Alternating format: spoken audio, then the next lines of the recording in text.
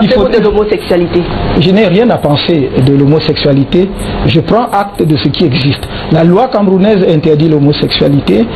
Il faut prendre acte que si c'est une pratique et il peut arriver que des Camerounais comme des citoyens d'autres pays du monde aient des tendances, je dirais, naturelles en eux, une certaine inclination vers certaines pratiques sexuelles, il faut les respecter. Mais j'ai déjà rencontré Maurice Kamto après ma libération conditionnelle via le biais de Aliscom et il n'a aucun problème pour les droits des LGBTQI. Il n'a aucun problème. C'est pour cela que le débat sur la question devient difficile, parce que si vous dites que vous êtes pour, on vous soupçonne de pratiquer ou d'être dans cette logique-là.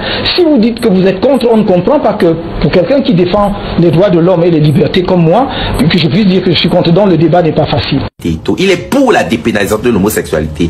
Donc le débat n'est pas facile. Donc le débat n'est pas facile. Très chers frères et sœurs nord, sud, de l'est à l'ouest, bonjour, bonjour, bonsoir. Merci, merci, merci à Manoutak. Merci de me plonger comme ça, de me donner un sujet ce soir. Tenez-vous prêts à défendre la vérité et la justice. Nous ne pouvons pas laisser que les forces du mal qui se tiennent les uns au pouvoir, les autres qui vous donnent l'impression qu'ils veulent remplacer ceux qui sont au pouvoir, s'associent pour sucer le sang des Camerounais. Vous allez nous trouver en route. Autant je vous avais dit, rappelez-vous, il y a je crois 2 ans aujourd'hui, où je vous avais dit que vous vous attaquez à Samuel Eto'o en gâteau. Je vous laissais encore faire. Et vous savez ce qui est arrivé par après. Parce que vous avez dit un accendant. Parce qu'il n'y avait personne pour défendre la vérité. Et c'est là où nous nous sommes sortis des bois. Maintenant, comme vous montrez de plus en plus, vous sortez de vos bois pour montrer votre vrai visage, l'association entre les hautes instructions et vous, nous allons donc vous étaler. Et les vrais Camerounais vont s'en rendre compte. Ce n'est pas aujourd'hui. Allez regarder mes vidéos sur YouTube. J'avais fait une chronique sur YouTube, je crois, acte 1 jusqu'à 5, où je vous montrais le complot contre le peuple. Tout ce qui est en train d'arriver aujourd'hui, vous voyez les pseudo-forces changements sortis des bois. Je vous l'avais promis. Vous savez, aujourd'hui, les gens qui ont dit qu'ils ne reconnaissaient pas que le gouvernement Paul n'était pas légitime depuis 2018, aujourd'hui, ils disent qu'ils appellent l'État de Paul Biya. C'est un message. Il est subliminal, mais il est subtil, mais c'est un message que vous devez connaître, vous devez comprendre. Voilà donc la situation. On ne va pas laisser le Cameroun pourrir et laisser un clan de prédateurs se partager le Cameroun. Bon, ceux qui veulent être mangés comme des chiens là, qui veulent être mangés, on ne peut rien faire pour eux. On ne peut pas les sauver. Si vous avez remarqué, chaque fois qu'on pose des questions à Kamto, des questions relatives à la nature africaine, à ce que les Africains doivent faire ou pas, vous allez voir qu'il est toujours en train de relativiser. Lorsqu'on avait posé la question sur le franc CFA, oui, le franc CFA, on peut le changer, mais si je suis au pouvoir, je vais étudier, qu'on nous donne les garanties que si au cas où, et machin, truc et tout, il fait de la politique, la langue de bois. Maintenant, lorsqu'on lui pose la question sur l'homosexualité, il dit oui, l'homosexualité est ainsi, mais il ne faut pas que lorsque je suis ici, il n'est jamais en train de donner une position droite devant les autres. Lorsque vous écoutez les leaders, même les leaders dans les pays africains, les gars vous disent, moi, si je suis là, telle chose ne doit plus être. Non, on doit libérer l'Afrique de telle chose. Lui, il est toujours en train de relativiser. Oui, effectivement, ce n'est pas bon, mais on va faire une étude, on va faire ci. Et vous croyez à quelqu'un qui n'est jamais prêt. Il n'est jamais sûr de rien. Il vous dit, vous imaginez la difficulté en tant que moi, en tant qu'un professionnel des droits de l'homme, imaginez la difficulté comment on va voir, voilà un leader, voilà quelqu'un qui va être président. Il n'a pas de position fixe. Il est toujours en train de vous dire que regardez quand on lui pose la question, avec les humoristes là, cette histoire d'arranger là, que les humoristes voulaient faire leur plainte, ils voulaient bien que les talibans achètent les billets de leur truc à Paris. Vous avez dit quand on lui pose la question savoir la situation de ces partisans qui attaquent et tout. Oui, mais c'est une question qu'il faut régler, que nous tous nous devons régler.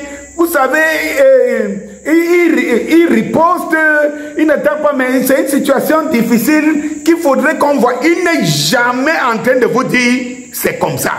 Voilà donc quelqu'un qui n'est pas visionnaire. Donc lui cherche seulement le pouvoir, pour le pouvoir. Mais il n'a rien d'exact sur lequel les positions tranchées, il n'en a pas. Est-ce que vous êtes donc convaincu ce soir que si Kamto était dans, je ne sais pas, dans son imaginaire président au Cameroun, que l'homosexualité, vous avez entendu ce qu'il a dit, que l'homosexualité ne serait pas, d'ailleurs même vous avez vu celle-ci qui est la promotrice, maintenant reconnue, transgenre, avec des opérations de transformation et tout, et que vous dites que Kamto vous a garanti que, et là dans les propos de Kamto lui-même, il ne vous dit pas le contraire. Il vous dit que c'est proscrit au Cameroun. Mais les droits de l'homme, il faut voir, parce que les minorités, on ne peut pas empêcher les gens de jouir de leur... Voilà. Voilà.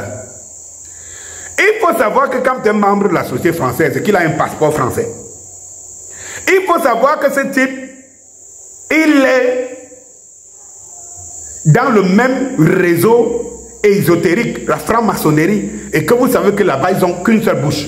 Tous les francs-maçons du monde ont une idéologie. Et l'idéologie, ce n'est pas le peuple, c'est la famille franc-maçonnique. Il faut le savoir. Il faut savoir que ce monsieur qu'on appelle Kamto est membre de la société française. Membre de la société française, pas camerounaise, française des droits de l'homme. Cela veut dire que, tel que vous voyez les Français, vous parlez des droits de l'homme, avec ces machins de transgenres, de machins et tout cela. C'est la politique de Kamto. Est-ce que j'ai encore à vous dire que ce type, il est avocat au barreau de Paris et qu'il appartient au cabinet, c'est Lysias, oui, je crois, qui est un pur produit de la politique française, la politique franc-maçonnique française, et que ce type ne peut rien faire de lui-même que ce que l'idéologie de son cercle ésotérique, idéologique lui demande. Est-ce que j'ai encore à vous dire que celui qui est présenté là comme le pape de droit ici n'a jamais gagné un procès en tant que tel? J'aimerais que vous me citez tous les grands avocats du monde. On vous dit, c'est lui, telle affaire, c'est lui. Telle autre affaire, c'est lui. Telle autre affaire, c'est lui. Tout ce que les partisans de Kamto savent, c'est qu'il a fait gagner Bakassi, qui était un collectif de juristes. La guerre ne fait que commencer et nous allons la mener. Tout ce groupuscule-là et tout ça sera dénoncé. Quitte à ce qu'ils s'entendent dans leur cabinet noir et disent qu'il faut qu'on la ferme. Bonsoir.